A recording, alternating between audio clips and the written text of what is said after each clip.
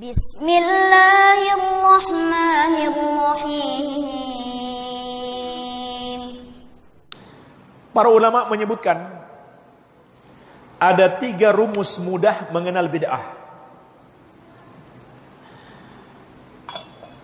Yang pertama, kita lihat apakah sesuatu itu dibutuhkan oleh Rasulullah sallallahu alaihi wasallam, tapi beliau tidak sanggup melakukannya. Ini rumus yang pertama. Sesuatu itu perkara baru dan dibutuhkan oleh Rasulullah sallallahu alaihi wasallam, dibutuhkan oleh para sahabat, tapi mereka tidak sanggup melakukannya. Maka perkara baru itu bukan bid'ah. Contohnya apa? Pesawat. Butuh tidak di masa Nabi sallallahu alaihi wasallam untuk naik pesawat? Butuh atau tidak? Butuh. Mereka pergi berjihad, mereka pergi haji dan umrah. Mereka butuh, tapi mereka tidak sanggup untuk mengadakannya. Maka apabila hari ini kita sanggup mengadakannya, walaupun itu sesuatu yang baru, belum ada di zaman Nabi sallallahu alaihi wasallam, maka itu bukan bid'ah. Karena seandainya Nabi dan para sahabat mampu mengadakannya, tentu mereka akan mengadakannya.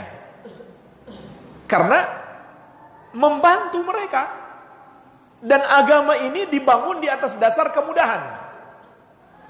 Tidak mungkin ada yang mudah, lalu mereka milih yang sulit.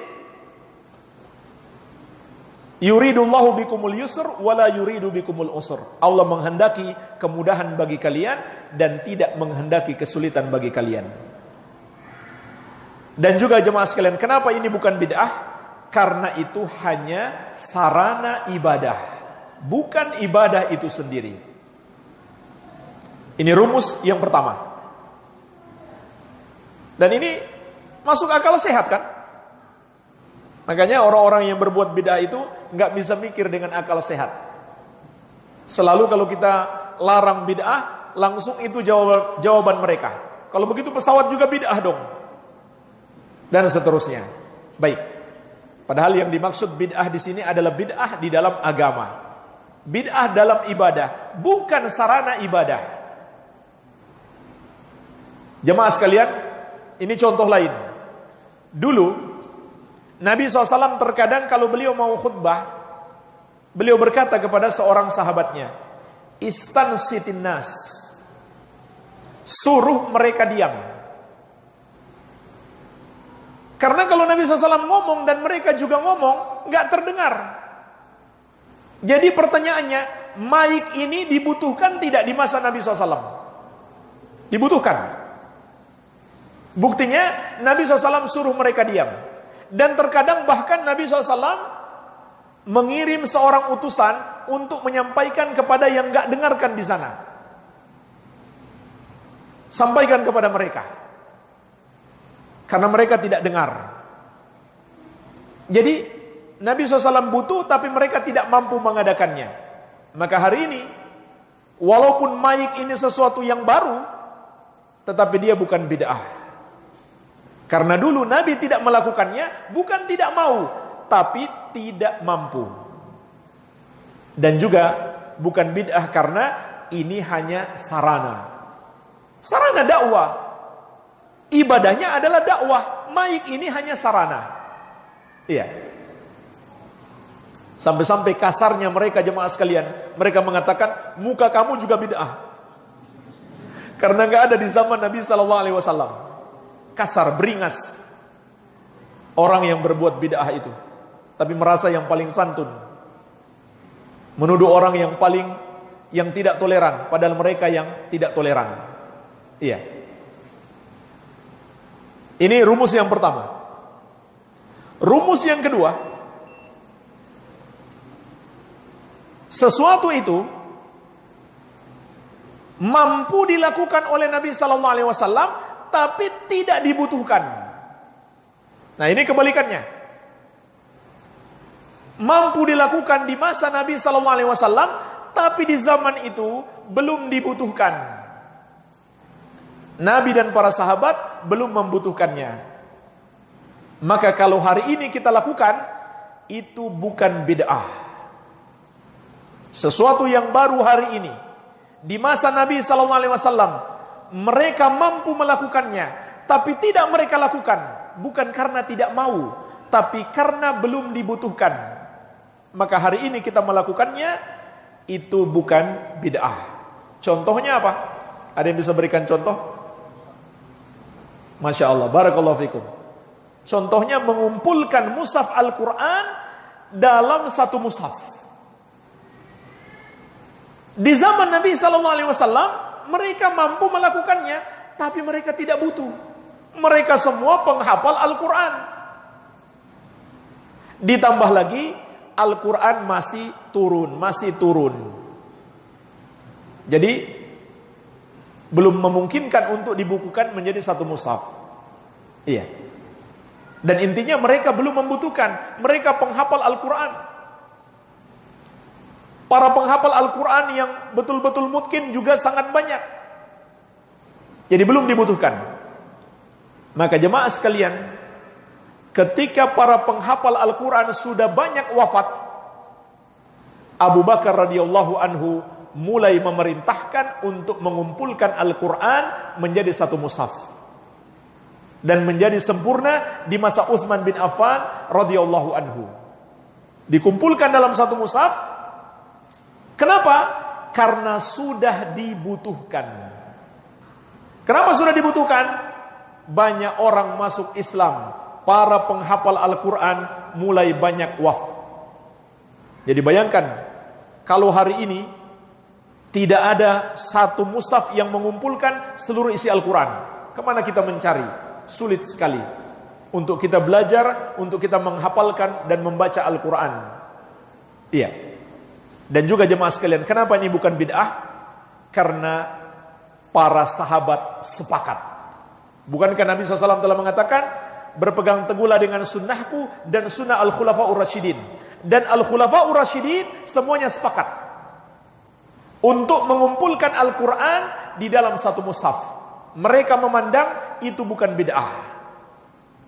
Jadi ini rumus yang kedua. Sesuatu yang mampu dikerjakan Nabi SAW. Begitu pula para sahabat. Tapi mereka belum membutuhkannya, makanya mereka tidak lakukan. Kalau sekarang kita melakukannya, maka itu bukan bid'ah. Baik, ini yang kedua. Jadi ini cara mudah membedakan mana yang baru bid'ah, mana yang baru bukan bid'ah. Kemudian sekarang yang ketiga, rumus yang ketiga, cara mudah mengenal bid'ah. Sesuatu yang dibutuhkan di masa Nabi Sallallahu Alaihi Wasallam, dibutuhkan oleh kaum muslimin, dan Nabi Sallallahu Alaihi Wasallam mampu melakukannya, tapi beliau tidak melakukannya. Maka jemaah sekalian, inilah bid'ah. Dibutuhkan di masa Nabi SAW. Dan beliau sanggup melakukannya. Tapi beliau tidak melakukannya. Kenapa beliau tidak melakukannya? Karena itu bukan syariat beliau. Karena itu bukan ajaran Allah. Maka kalau sekarang kita melakukannya, itulah namanya bid'ah. Contohnya apa jemaah sekalian? Perayaan Maulid Nabi Muhammad SAW. Perayaan Maulid itu mungkin akan membuat kita semakin cinta kepada Rasulullah SAW. Sekarang pertanyaannya, menjadikan umat Islam semakin cinta kepada Nabi SAW dibutuhkan oleh umat atau tidak? Butuh atau tidak? Butuh. Butuh di zaman Nabi, butuh di zaman kita. Karena para sahabat ada yang sudah lama, ada yang baru masuk Islam, iya kan? Mereka juga butuh untuk dimotivasi agar semakin mencintai Nabi sallallahu alaihi wasallam. Sampai-sampai Umar radhiyallahu anhu pernah mengatakan, "Ya Rasulullah, engkau lebih aku cintai daripada seorang pun kecuali diriku sendiri." Artinya Umar masih lebih cinta dirinya sendiri daripada Nabi SAW. Maka beliau bersabda, "Tidak wahai Umar, engkau belum beriman sampai aku lebih kamu cintai daripada dirimu sendiri." Langsung Umar mengatakan, "Sekarang ya Rasulullah, engkau lebih aku cintai daripada diriku sendiri." Subhanallah, itu para sahabat langsung mengamalkan apa yang Nabi SAW perintahkan. Intinya, di zaman beliau pun masih tetap perlu umat dimotivasi untuk mencintai Nabi sallallahu alaihi wasallam. Dan beliau mampu melakukannya, tapi beliau tidak melakukannya, maka itulah bid'ah. Beliau mampu melakukannya, tapi beliau tidak melakukannya. Kenapa? Karena itu bukan syariat beliau. Dan jemaah sekalian, yang perlu kita pahami juga, semua yang diajarkan Nabi SAW kepada kita, itu bukan beliau buat-buat sendiri. Itu semuanya syariat Allah Azza wa Jalla. Wa ma yantiqu anil hawa in huwa illa wahyu yuha. Tidak ada satupun yang beliau sampaikan kepada kalian berasal dari hawa nafsunya. Tidak ada satu ajaran pun yang beliau ajarkan kepada kalian berasal dari hawa nafsunya, melainkan wahyu yang diwahyukan kepadanya. Jadi Nabi saja, Nabi yang mulia Nabi Muhammad SAW itu tidak membuat-buat sendiri, melainkan wahyu dari Allah. Kok ada orang yang bukan Nabi mengaku pula pengikut Nabi, cinta Nabi SAW, tapi dia merasa boleh, merasa berhak untuk membuat-buat sendiri cara beribadah atau beragama. Maka jemaah sekalian, ini semuanya menunjukkan batilnya perbuatan bid'ah. Baik, jadi ini 3 rumus untuk mudahnya kita mengenal bid'ah dan membedakan mana sesuatu yang baru itu bid'ah dan mana sesuatu yang baru tapi bukan bid'ah. Baik.